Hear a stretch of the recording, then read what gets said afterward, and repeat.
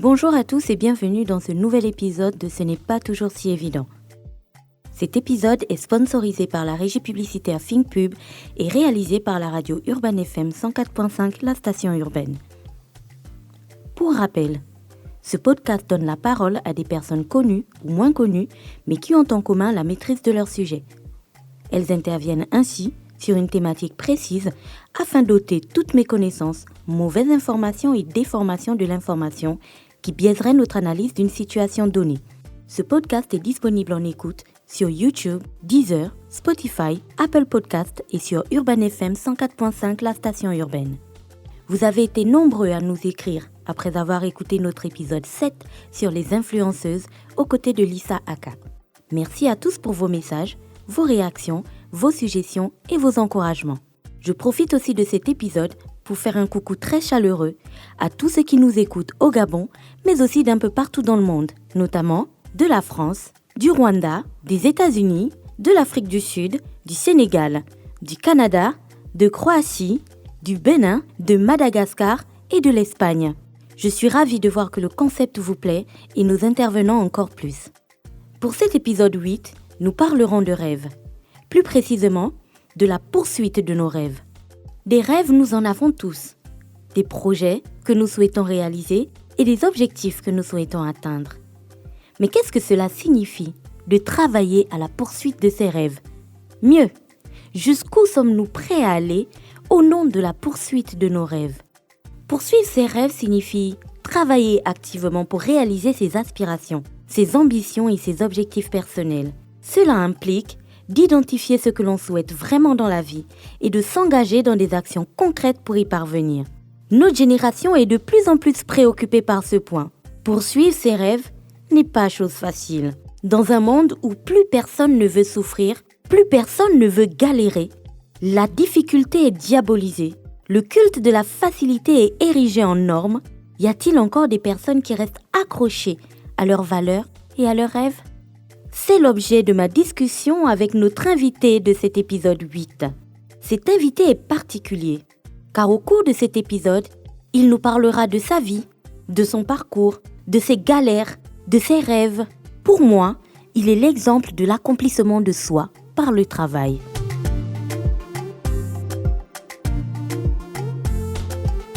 Bonjour à tous et bienvenue dans cet épisode 8 de notre podcast. Ce n'est pas toujours si évident. La team reste la même. Je suis toujours accompagnée d'Ivanov.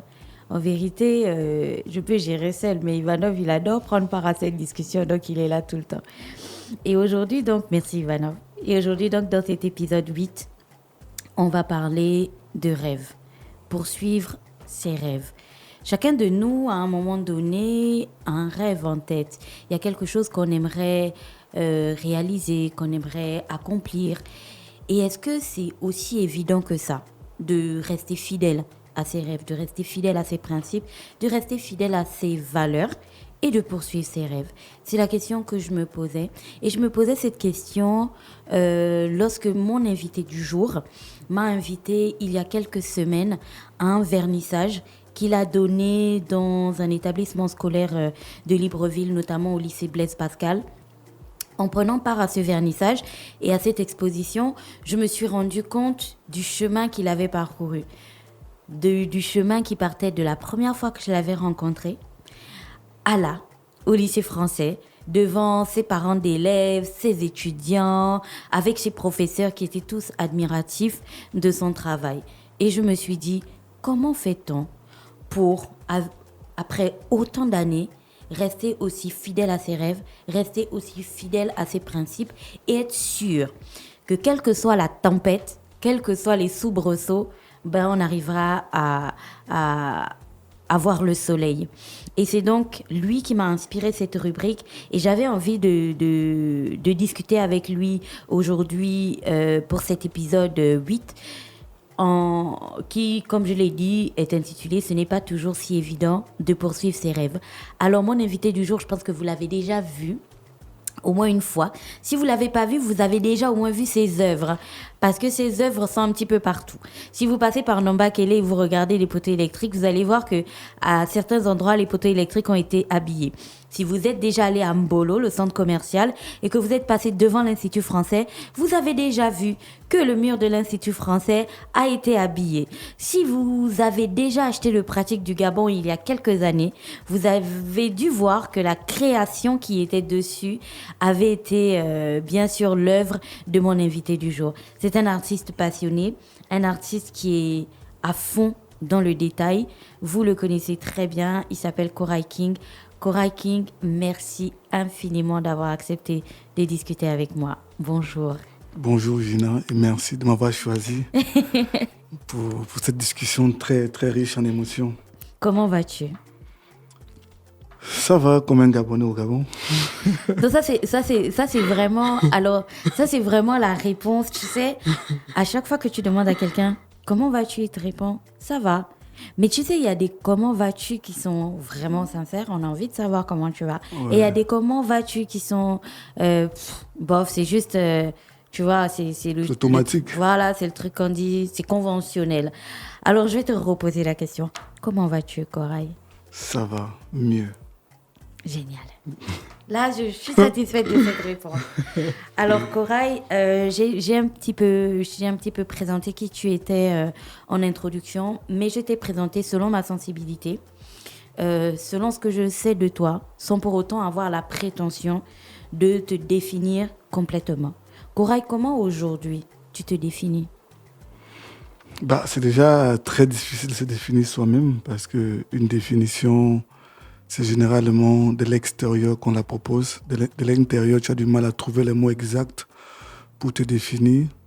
Mais ce qui est sûr, c'est que je suis un passionné de l'art, très ivre de l'art. Je suis un jeune très audacieux. Je suis un artiste qui raconte la forêt. Je suis constamment en train d'oser le vertige. C'est ça, Koray King. D'accord. Tu as dit que tu étais un artiste passionné. Alors, comment ton aventure artistique a-t-elle commencé? Il y a des gens qui vont dans des écoles d'art. Il y en a d'autres qui naissent et puis ils ont un crayon dans les mains. Il y en a d'autres qui naissent et puis ils ont directement un micro dans le berceau. Toi, comment ça a commencé? Je pense qu'il y a les deux. Selon mon histoire, il y a le fait que je suis né avec ce don. Et après, le don sans travail ne sert à rien. C'est un peu très difficile de parler de cette partie de ma vie parce que c'est des choses qui remontent que tu m'en parles. À près de 20 ans en arrière. Et lorsque je regarde mon rétroviseur, il y a beaucoup de choses que j'aimerais... Déjà, j'essaie de remonter la vitre pour ne plus regarder l'arrière. Mais il faut regarder le rétroviseur pour savoir où on va. Mais je me prêtais un peu au jeu. Je me suis réellement retrouvé dans l'art dans les années 2005-2004. Je suis un produit brut du Wall&M, je suis des Bitam. J'ai appris à l'école officielle, nous on appelle l'école officielle, donc école officielle. Mais à cette époque, on dessinait, on ne parlait pas d'art, parce que lorsqu'on parle d'art, c'est plus pensé, c'est plus structuré, il y a une connotation plus réfléchie derrière. Mais j'étais juste un simple élève de l'école qui était passionné d'art, qui à cette époque, la SCG, essaye de lancer un concours sur la protection des eaux. Vous voyez, le mot protection rentre de façon subtile dans mon cerveau. Ça ne veut pas dire grande chose. Mais à l'époque, j'étais beaucoup plus porté vers des choses qui ont une histoire, qui ont une thématique, vu qui je suis, qui sont mes parents. Donc. Et je suis déjà quelqu'un qui a perdu son papa dans un infime du bonheur. Je n'ai pas de béquille pour tenir, je n'avais qu'une seule béquille qui était ma maman à l'époque. Et je fais face à ce concours qui me passionne. Mais je suis très timide, je n'ai pas envie de participer parce que je me dis, ça c'est à quoi de participer, beaucoup de trucs. J'ai des amis qui me motivent, qui me disent, non, il faut y aller, Koray King, vas-y, essaye, pousse le truc. C'est comme ça que j'essaie de participer. Parce que, juste pour vous rappeler, même quand j'étais plus petit, j'avais cette approche qui était un peu différente du côté conventionnel de l'art ou de la pensée générale. Et je participe au concours très, très léger. je gagne une place, on allait avoir des logos, des goodies, d'aller en Europe un peu tout ça à cette époque-là. Et je reviens trouver ma pauvre maman. Je ne vous apprends pas l'histoire des familles monoparentales parce que vous connaissez comment ça se passe. Quand papa meurt, c'est les guerres au quartier, à la maison, on vous prend les biens. Tous ceux qui ont vécu sans père ou sans mère connaissent le scénario. Je ne veux pas rentrer dans ça parce que c'est très infernal. Parce que c'était une étape un peu sombre. Mais... On a besoin que tu rentres dans ça, Corail. Oui, au fait, c'est ce que je dis, c'est que c'est dans mon rétroviseur, donc du coup, il y a beaucoup des éléments Mais qu'il faut... tu as dit tout à l'heure que parfois, il faut souvent aussi regarder dans le rétroviseur pour savoir où on va. Il y a des enfants aujourd'hui qui ont perdu leurs parents et malgré toutes les actions que le gouvernement, l'État a mis en place pour la protection des veuves, d'ailleurs, il y aura la journée internationale de la veuve dans bientôt, voilà. Malgré tout l'arsenal que l'État met en place, il y a encore des familles qui sont dépossédées. J'étais au tribunal il y a à peine 2 semaines et je voyais une veuve elle avait même pas encore enterré son mari. Comme on dit, le corps de son mari était même pas encore froid. Les parents de son mari étaient déjà en train de la déposséder. Donc, au lieu de faire le deuil de son mari, elle était déjà au tribunal, tu vois, en train de... Et il y a des enfants qui vivent tout ça. Et peut-être qu'aujourd'hui, il y a des personnes qui ont envie de savoir comment ça a été pour toi, comment tu t'en es sorti. On parle d'une époque où tu as dit que tu étais encore à l'école, tu étais un enfant, Corail. Alors, comment un enfant fait face à tout ça? Déjà, tu ne te rends même pas compte. Je veux quand même parler de ça, mais en quelques lignes, parce que, comme je dis, c'est des réveille des souvenirs. Ouais, c'est des pansements que j'ai déjà, je suis constamment en train de traiter.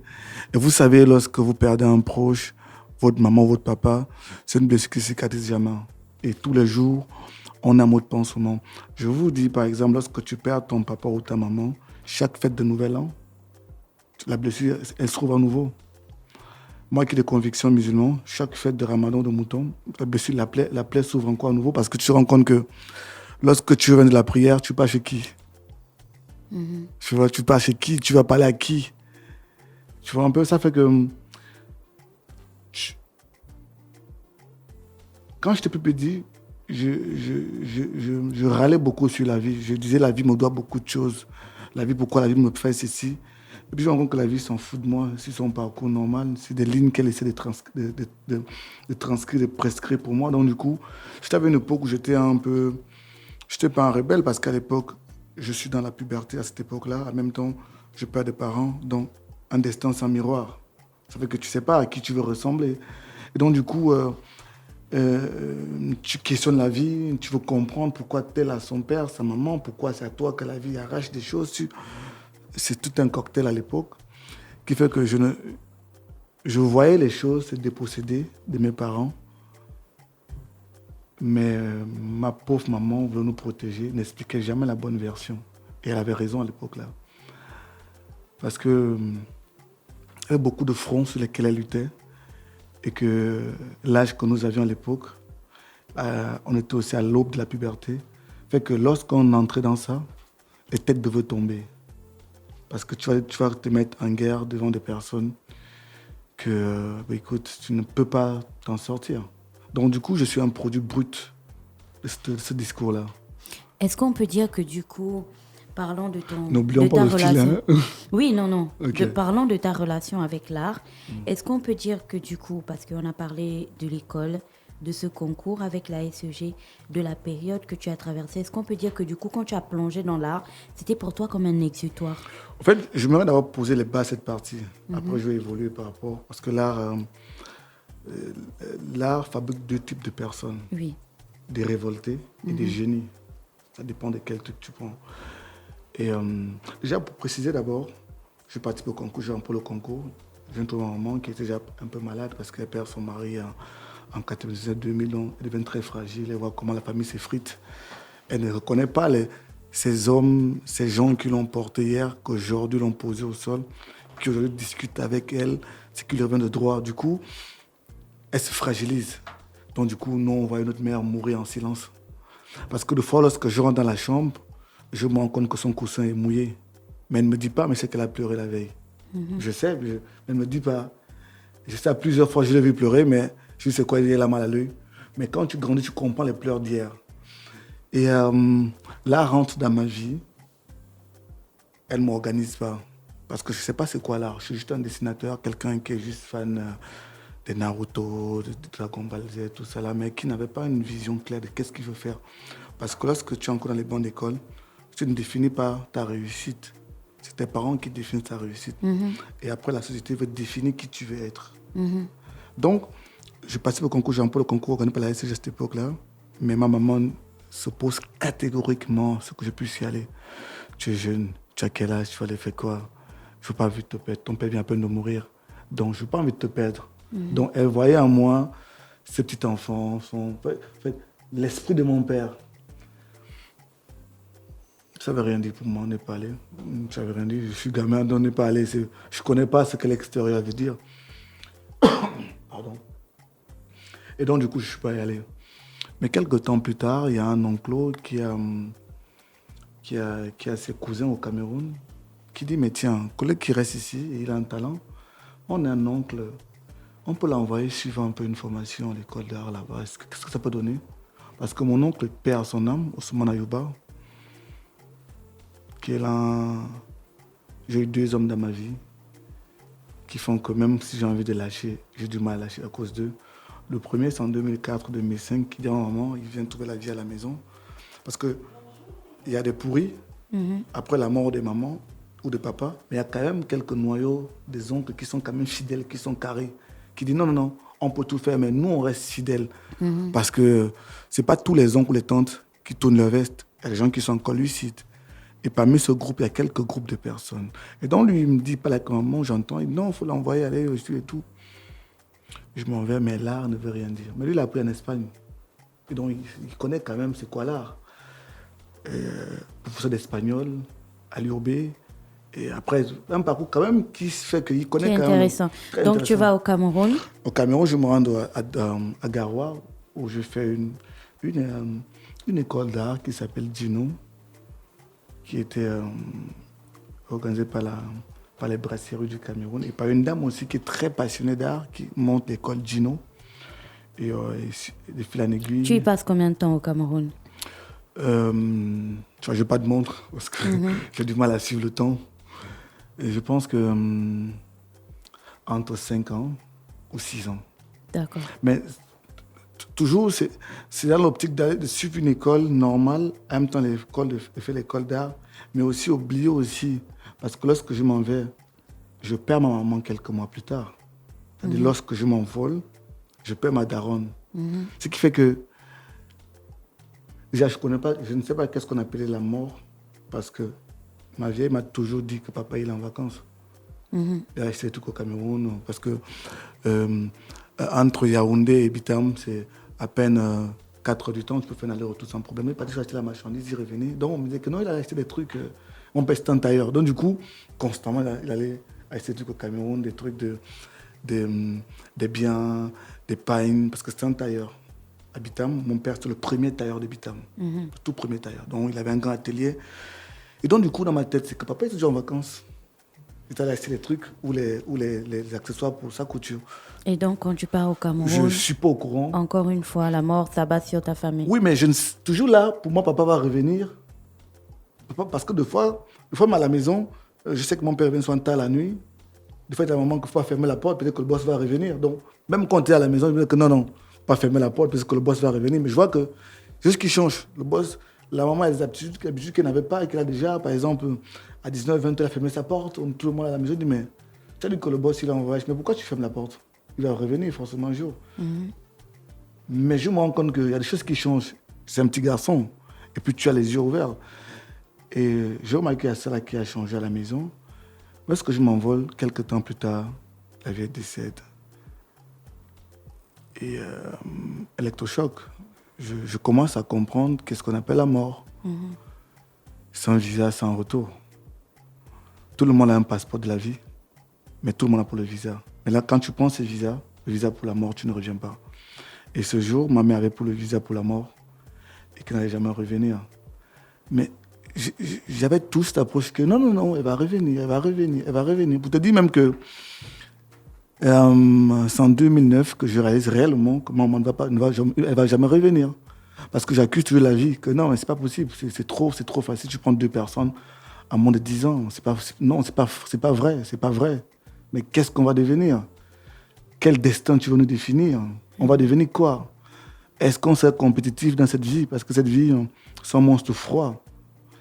Et donc, déjà, je m'en fous déjà de l'école, parce que pour qui je fais ça? C'est quoi la raison pour laquelle je vais aller à l'école? Quelle est la raison pour laquelle je vais réussir ma vie? Pourquoi?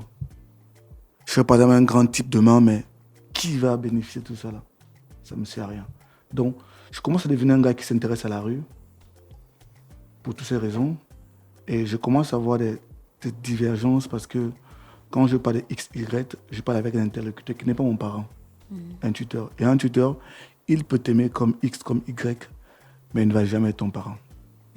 Du coup, j'ai un discours, je me questionne sur le monde, j'ai envie de comprendre c'est quoi le truc. Et c'est là où commence à poser ses valises dans mon esprit. Je commence à devenir l'un des élèves les plus intéressants de l'école, mais qui ne fait aucun effort. Je ne me casse en rien, c'est-à-dire, je peux faire un truc vite fait et comme ça, j'aurai ma copie. J'ai toujours la très bonne moyenne et très suivi. Et j'ai engagé toujours le monde derrière moi, tel qu'à l'école normale, on va dire l'école classique, à l'école d'art aussi. J'avais toujours des gens qui me suivaient. Je savais fédérer les gens.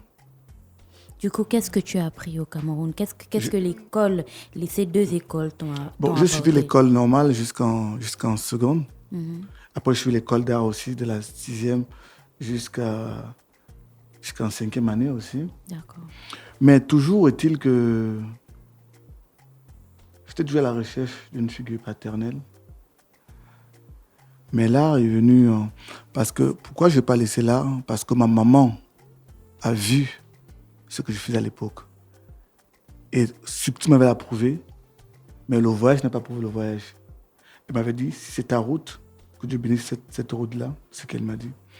Et lorsque l'art rentre dans ma vie, je suis en train de jouer entre la rue et l'art, entre la rébellion que je monte entre mon tuteur et moi. Le monde s'effrite autour de moi. Mais j'entends une voix qui me parle constamment. J'ai un discours plus cohérent lorsque je parle d'art. Je suis plus souple. J'ai un cœur plus relâché. Parce que j'ai l'impression que j'ai l'interlocuteur qui est le papier. Je définis ce que je vais être. Je crée quelque chose, des reliques, ce papier, mais qui toujours peine à décoller. Parce que le tuteur, c'est quelqu'un qui a fait l'école. C'est des gens qui ont des maîtrises en physique. Donc, c'est des gens qui ont encore un modèle de réussite qui est calqué sur l'école. C'est-à-dire qui est conventionnel. Très conventionnel. Je ne l'en veux pas parce que, vu en quelle année il est né, vu le modèle qui a été vendu de réussite, ça fait que, techniquement, ça passe. Et donc, quand tu parles d'art, pour lui, non, moi je veux que tu sciences, c'est que c'est normal. Sauf que moi, je veux un interlocuteur, je veux comprendre des choses, je questionne la vie. Après, quelques années plus tard, je rentre au Gabon en 2011, 2010, je rentre au pays. Avec plusieurs raisons encore, je viens de tomber. Je reviens dans un environnement qui est un peu différent du Cameroun, mais qui est encore plus... Tu rentres au Gabon, tu rentres chez qui exactement? Je rentre chez personne. Parce que, déjà, je veux plus rester à Bitam. Parce que je risque de mourir.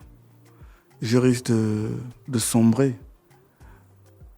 Parce que même si je n'arrête pas de me hanter. Je vois où mon père a travaillé sa couture, qui est devenue autre chose. Je vois des choses qu'il a laissées s'effriter. Je vois notre maison sombrer dans l'abandon. Je vois beaucoup de choses qui font que non, je ne peux pas rester là. Et donc, j'ai mon oncle, le petit frère de maman, qui est aussi décédé aujourd'hui, qui depuis l'époque, m'avait dit un jour, parce que lorsque je perds la maman aussi, petite parenthèse, il me dit, tu sais, la mort, c'est rien. On ne meurt pas, on change de vie. Il banalise la mort. Je ne connaissais pas c'était quoi. Et je comprends. Hein. C'est sa sœur qui décède, et il y a un qui passe. C'est rien de grave alors. Parce qu'il me trouve d'abord en train de pleurer avec les femmes. Il dit, mais tu pleures quoi? En train de qu'un homme pleure. Viens, allons-y. Mais lui ne faisait pas voir ses failles. En même temps, il me faisait comprendre que non, c'est rien, c'est ça la vie, quoi. Et en même temps, il me dit, si tu veux être un grand artiste, il ne faut pas calquer. J'ai dit, mais on crée comment? C'est quoi créer? On crée comment? Moi, je suis habitué à reproduire. Non, tu vois cette assiette, dessine l'assiette. J'ai dit, oui. Bon, pense assiette, mets une bouteille à l'intérieur. Tu as des éléments qui sont propres à toi. C'est comme ça qu'on apprend à créer. Mais si tu dessines Naruto, Dragon Ball Z, One Piece, tu reproduis. Mais tu ne peux pas devenir un artiste qui En a... reproduisant. Ouais, Et donc, quand tu Là, quand je rentres, tu reviens- rentres chez qui? Chez lui? Quand je reviens chez lui. Mais quand je deviens chez lui, c'est un chauffeur de poids lourd qui lui aussi a refusé le destin que la vie. Parce que il y a un truc qui nous emprisonne, c'est que la société veut dessiner un modèle de réussite pour nous. Et mon oncle était quelqu'un qui dit non, c'est pas possible. J'ai un modèle de réussite qui est propre à mes convictions. Dans tout ce qui était dans l'ordre, tu ne peux pas y arriver. Il a dit, ok, suivez le chemin. Donc, quand tout le monde m'attaquait, mon machin et tout, on m'a pris une petite chambre. À l'époque, on louait, lorsqu'on quitte, je ne suis pas resté à Libreville, je ne suis pas resté habitant, je suis à Libreville, on louait une maison de 15 000 par mois. Par mois. Parce qu'il avait sa maison. Déjà, on devait avoir une maison de 30 000. Corail, une maison de 15 000 par mois. À Libreville. Je vais t'expliquer. À quoi est-ce qu'elle ressemblait? Il y avait une maison de 30 000 qu'il louait, qui était en planche. Et il dit non, je veux t'apprendre à être un homme. Tu vas rester dans cette maison de 15 000. Moi, je vais mettre 30 000. Ce qui fait qu'on est à 45 000 au mois. Mais moi, j'étais artiste. Mais là, je ne veux rien de ce pays-là.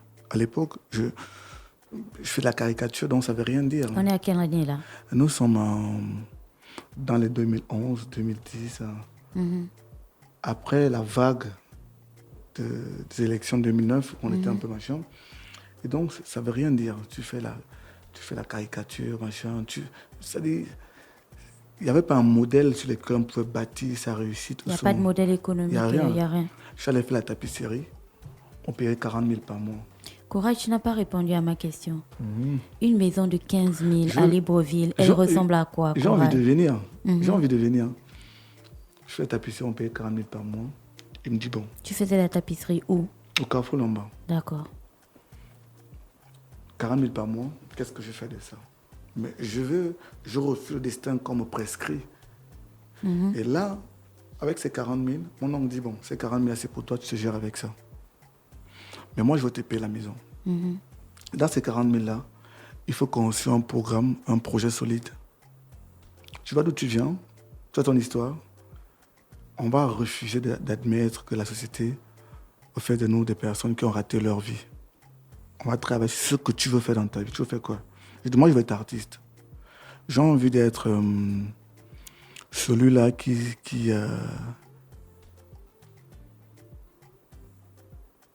porte les valeurs d'un combat qui s'articule autour du rejet. Le rejet, c'est une faculté que ce n'est pas tout le monde qui l'a. C'est une valeur. Je vais expliquer aux gens pourquoi il faut accepter de rejeter. En même temps, le prix Goldman m'intéresse. Le prix Goldman, c'est le prix qu'on remet à ceux qui protègent l'environnement. Et depuis toujours, moi j'ai toujours aimé l'environnement. Oui, on se souvient de l'histoire avec la SEG, avec le projet sur la protection. Tu vois? Et donc, je suis là, on parle, non, 40 000, 15 000, mais quand tu dors, c'est que tes pieds sont à l'extérieur. Hein. Corail, tu gagnes 40 000 francs par mois. Dans les 40 000 francs, tu dois vivre. Je dois manger. Tu dois manger. Je dois m'habiller. Tu dois t'occuper de toi. Et tu dois construire ton projet de vie. Exactement. Dans une maison de 15 000. Exactement. Ou quand tu dors. Les pieds sont à l'extérieur. Et quand il pleut, il y a inondation. Mais ça existe. Je ne sais pas s'ils sont cassés, mais ça existe encore.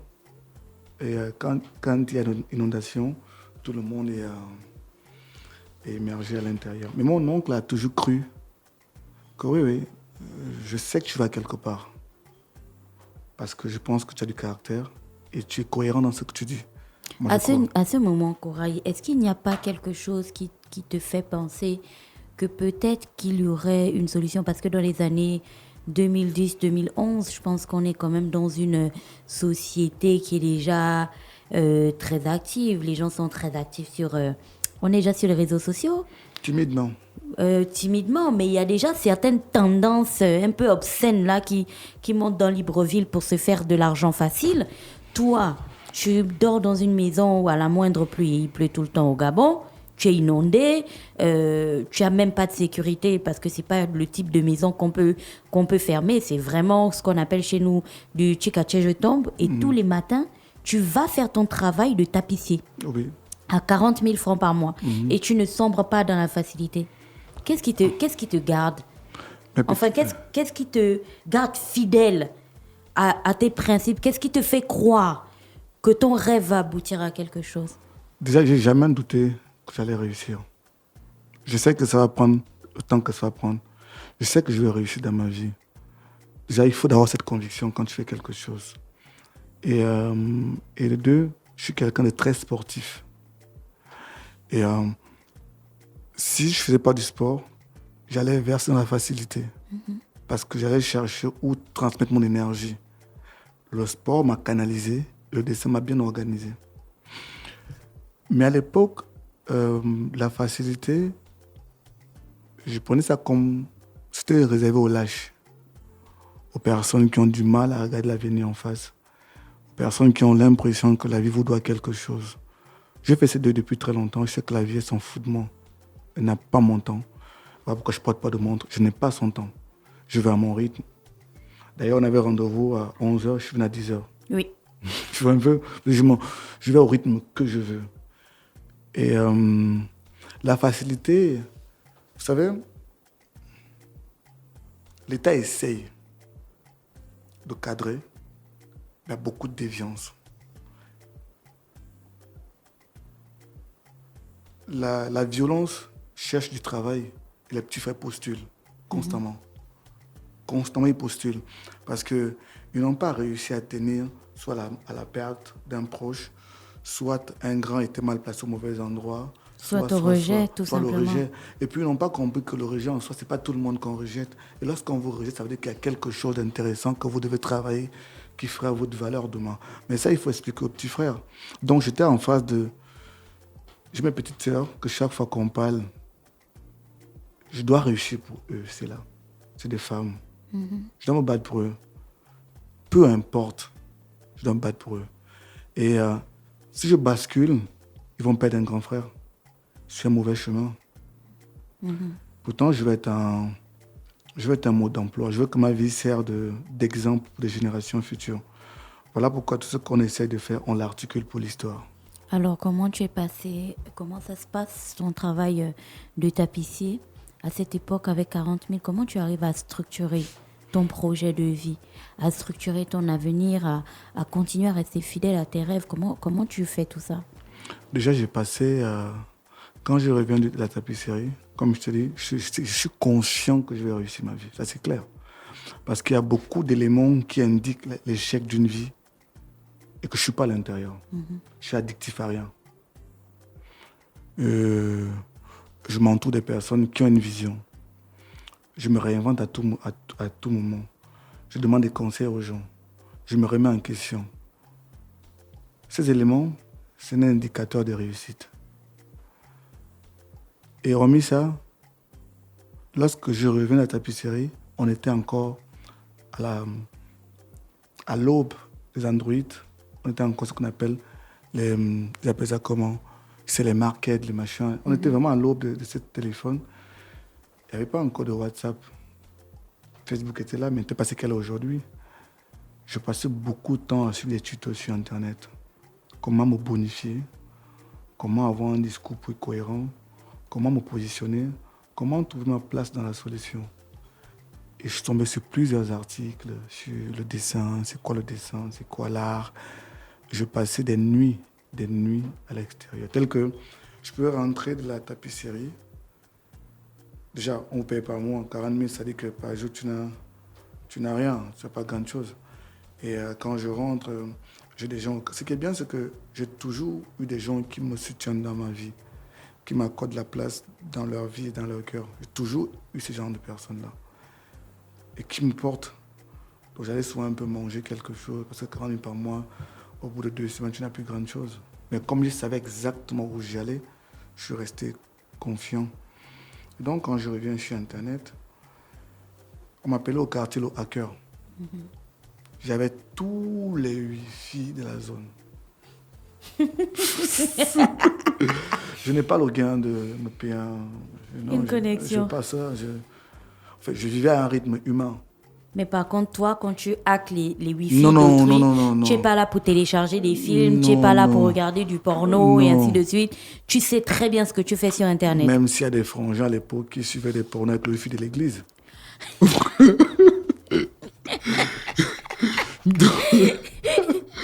Donc, non, mais c'est important de le mentionner parce que tu sais, il y a des gens... Mais c'est vrai ce que j'ai dit. Tu sais, il y a des personnes aujourd'hui à Libreville, elles ont la fibre optique chez elles. Tu comprends?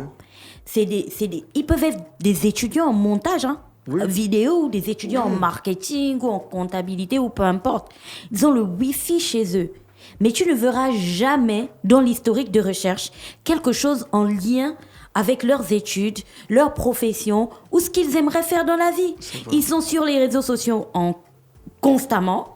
Sinon, ils regardent des films sur Netflix ou alors ils prennent part à des débats stupides. Mais ils ne se rendent pas compte, en fait, de la mine d'or que cela représente. C'est pour cela qu'on rigole en ce moment quand on parle de hacker des Wi-Fi. Mais c'est la clé, en fait, Koraï. C'est-à-dire qu'avec 40 000 francs par mois, tu dormais dans des conditions qui étaient vraiment pas humaines, je vais dire. Tu mangeais, mais vraiment, voilà. Le pain au chocolat. Voilà, le vent te pousse et puis ce que tu trouves comme un oiseau. On me dit, va, je vas. Voilà, on te dit, va, tu vas. On me dit, va, je vas. Voilà. Tu mangeais comme un oiseau, ce que tu trouves, tu mangeais tout, mais tu étais quand même fidèle à ton rêve. Oui. Tu restais là et on parle quand même de quelqu'un, Koraï, qui a perdu ses parents. Donc, on ne va pas dire que, au-delà de l'éducation qu'il t'avait déjà donnée avant de partir, tu as quand même évolué avec un grand vide. Et une éducation qui était en construction. C'est pas que j'avais grandi, j'étais encore très petit. Et puis, c'est que depuis ces années, l'espoir n'a jamais quitté mon esprit. C'est-à-dire, j'avais toujours espoir que. Et je branchais ma fibre d'espoir sur mes petits frères, sur ma vision, sur... Je vais dire à ces gens qui pensent qu'ils vont définir notre réussite que non, vous mentez. Vous ne pouvez pas définir qui on va être dans la société. Parce que vous vous dites, lorsque vous perdez un membre, ou lorsque tu n'as pas ton bac, ou tu n'as pas ton doctorat, tu vas réussir. Je veux dire, non. Il y a des modèles de réussite, des gens qui ont réinventé le monde avec leur pertinence. Ce qu'on reconnaît tout le monde, c'est la pertinence. Si tu es pertinent, c'est que peu importe ce que tu feras, tu apporteras en plus. Et la pertinence, il y a peu de gens qui l'ont. Parce que quand tu es pertinent, tu sais où tu vas. Tu ne t'étonnes pas. Et donc, l'espoir n'avait jamais quitté mon esprit et je suis resté cohérent par rapport à ça. Et j'ai hacké les Wi-Fi, je suivais les cours. J'ai des gars qui sont là et qui savent ce que je dis, c'est vrai. Qui sont là, qui ont vécu avec moi, qui connaissent. Jusqu'au point que j'étais taxé un jour. C'est marrant ce que je veux dire là. Je rigole, mais j'ai failli passer en prison. J'ai failli faire la prison parce que quelqu'un avait les bras longs et que quelqu'un pensait qu'il allait froisser quelqu'un à tort à travers. Sauf que nous, on n'est jamais seuls. On est croyants. On a Dieu qui est au centre, le capital central, c'est lui, le sponsor numéro 1. Un jour, il y a un monsieur au quartier qui m'appelle, qui me dit écoute, je veux que tu me payes la bouteille de gaz. C'est un monsieur que je connais très bien, qu'on s'entend très bien, qu'on n'a pas de problème. Je vais une fois, 2 fois, tranquille, on s'entend, sa fille, on s'entend très bien. Mais un jour, j'étais à mon exposition, la tout première d'ailleurs, à l'Institut français, qui s'appelle Ineffable. Je fais l'exposition, je rentre. Déjà, une grosse fierté parce que d'où je reviens, faire une exposition à base d'un crowdfunding. Oui, je me souviens de cette période. Tu étais passé à Urban FM pour lancer l'appel. Tu vois, beaucoup de défis ont été relevés, beaucoup de personnes m'accompagnent. Donc quand j'arrive là, satisfaction, je me dis donc c'est possible de rêver, c'est possible de rêver. Et je rentre à la maison le lendemain. On devait faire le point avec Nick qui est là, qui est mon manager. Je sors de chez moi, je trouve un monsieur que je connais, dont j'explique, et arrive avec 2 gants civils. Ouais, c'est lui. C'est lui comment? Les gars veulent m'attraper. Non, on se bat. Déjà, je ne suis pas un gars qui a peur. Hein. La timidité, je ne peux pas m'intimider. Non, ça ne marche pas. J'ai tellement vécu des choses que l'intimidation... Ça ne peut pas marcher. Ouais, ça ne marche pas. Pour avoir vécu tout ce que j'ai vécu, intimidé, c'est quelque chose que je trouve que... Non. Ça ne fonctionne pas. Et donc, du coup, il vient avec les agents de la PJ. Déjà, je trouve ça que c'est pas intéressant parce qu'il me connaît. Il n'y a pas eu de convocation, il n'y a rien eu. Il m'attrape mani militari. Parce qu'on te convoque, on attrape comme ça la PJ. La PJ attrape comme ça lorsqu'on a cité ton nom dans un braquage, dans un machin pour que tu ne fuis pas. Là, on m'a attrapé une fois. Mais je n'étais pas dans un braquage. Faites-moi une convocation pour que je vienne répondre tranquillement. Donc lui, comme il a un peu des parents, et c'est aussi ce qui tue ce pays-là, il faut le dire aussi, des personnes qui ont des parents quelque part vont influencer des personnes. Et c'est comme ça que les jeunes aujourd'hui basculent dans le sombre parce qu'arbitrairement, ils ont fait de la prison, parce qu'ils n'avaient pas de parents, parce qu'ils ont été au mauvais endroit et l'enquête a été bâclée et ils sont en tôle. Et lorsqu'il est en tôle, il se frôle avec des gens qui ont un passé lourd. Et lui, la jeune qui ne connaît rien. Et lorsqu'il sort, c'est 2 personnes qui sortent de là. Je fais 24 heures. Je fais 48 heures au commissariat. En haut, là, au Comont, pour une fausse accusation. Et donc, déjà, j'ai perdu toutes ces personnes qui ont commandé les œuvres. Et je vous rappelle que je sors de la rue. J'ai envie de me construire une place. Et l'art m'ouvre les portes. Et les Gabonais ont cru en moi parce que j'ai fait un crowdfunding. Et c'est à ce moment-là on va m'accuser de quelque chose que je ne connais pas et de 50 000. Et donc, Nick est là, fait tout son point. Maintenant, on va m'amener en cellule à 18h parce qu'il appelle le temps. L'enquêteur m'a auditionné, mais il va envoyer une cellule. Mais Nick ne fait qu'insister. On me dit, bon, appelle un numéro. Dis que tu es là. Je sens encore l'injustice, quoi.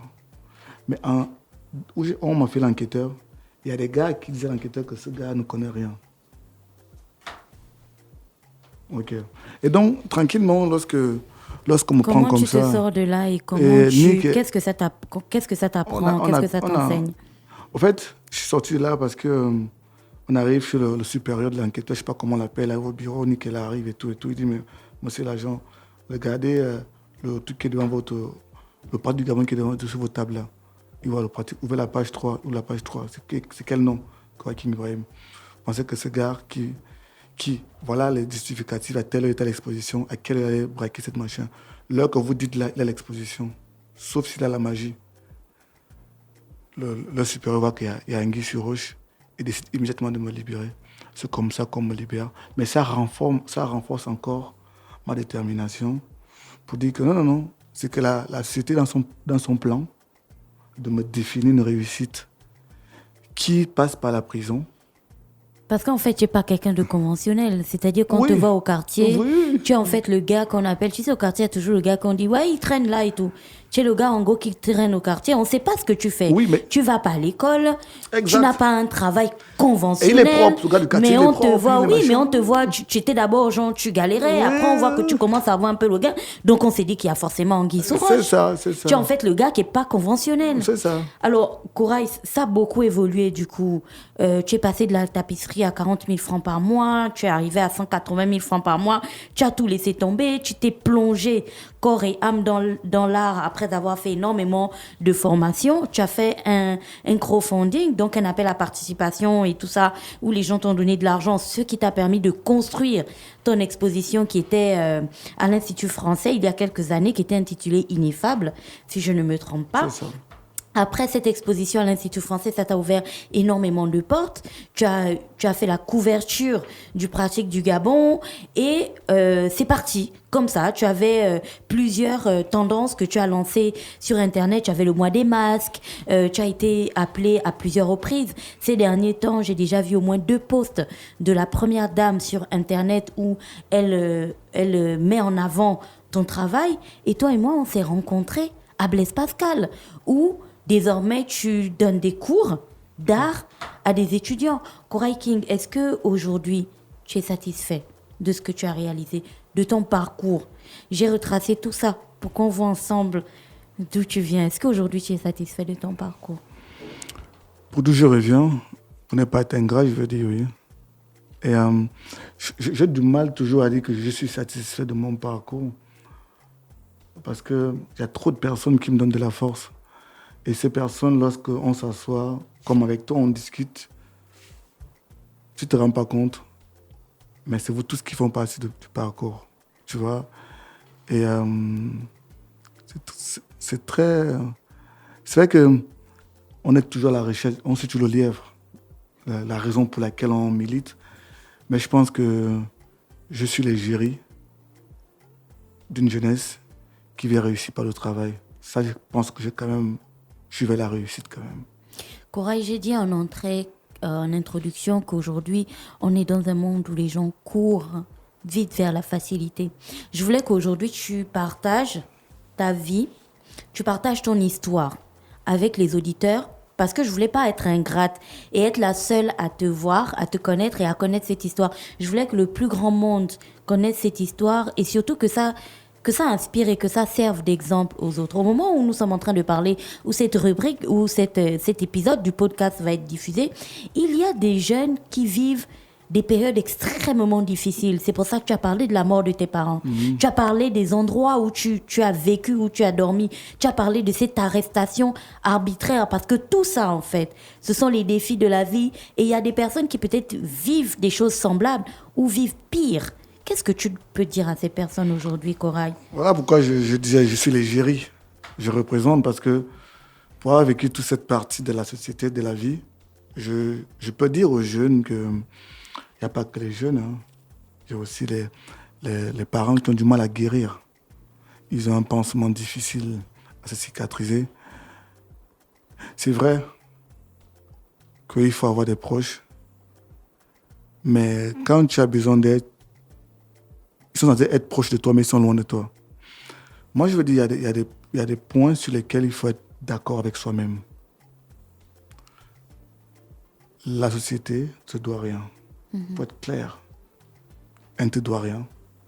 C'est un ring.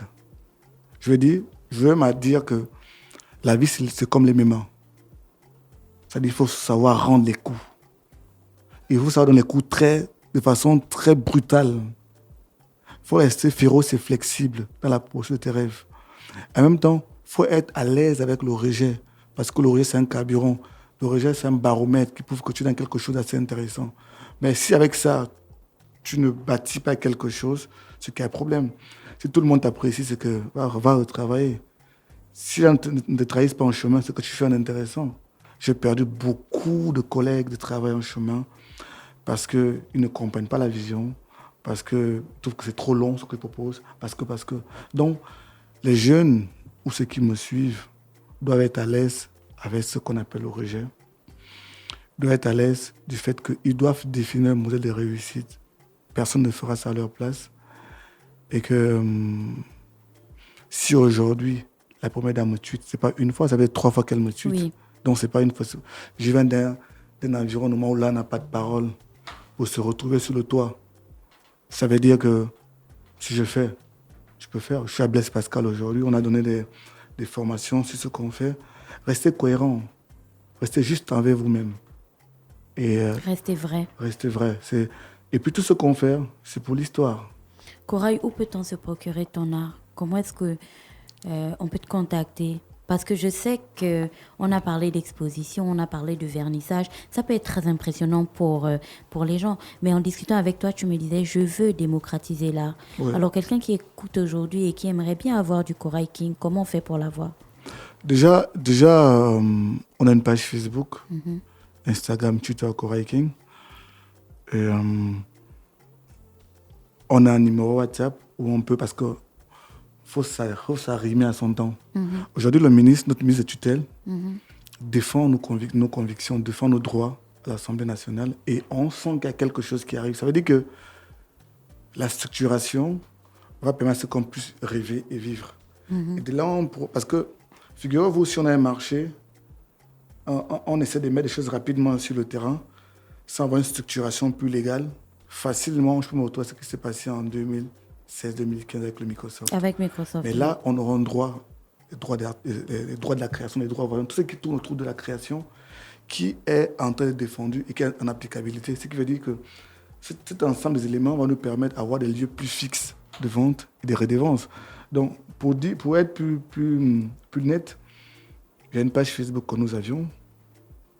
C'est cette réalité que nous avions pour le moment.